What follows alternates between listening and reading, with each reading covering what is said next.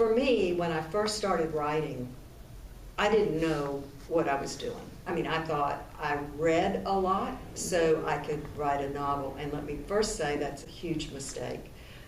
You have to learn the craft of writing. You have to learn how to do it and the right way to do it. But I did learn one very important lesson when I was doing this, and that was to listen to my characters. My characters talk to me, and sometimes they want to do something that I had no idea they were going to do, nor did I really want them to do. And I found that out in my first experience writing. And so I fought it for a while, and finally the character was very persistent and won.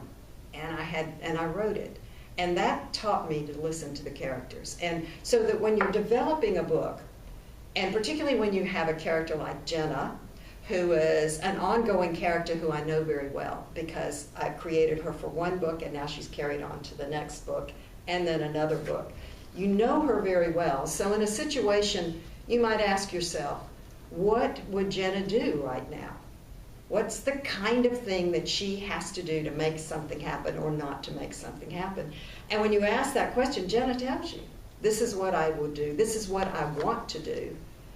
This is the next step I'm going to take. And that's when your characters begin leading you through the story. If you're a new writer, you probably think that I'm nuts when I say my characters are talking to me, because you've never had that experience. You've got to have the experience.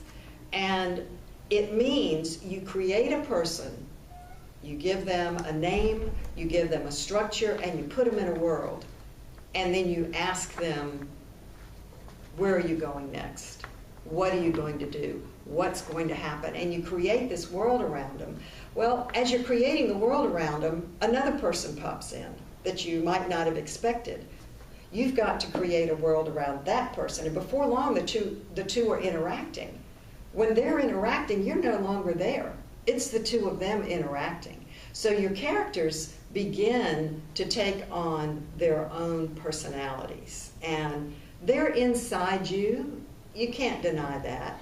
But you know, I know as a writer when I interfere with my characters. And maybe that's the way to describe it. Instead of saying the characters take over, saying the writer needs to step back and not interfere with them and not say, oh, I need to make Jenna do this now because it's important for her to do now. Instead, let Jenna decide how she's going to do it.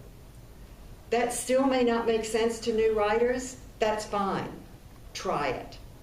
Allow your subconscious. It's really almost like getting into a trance when you're writing, and you allow your subconscious, that part of you that you're not really aware of, to take over.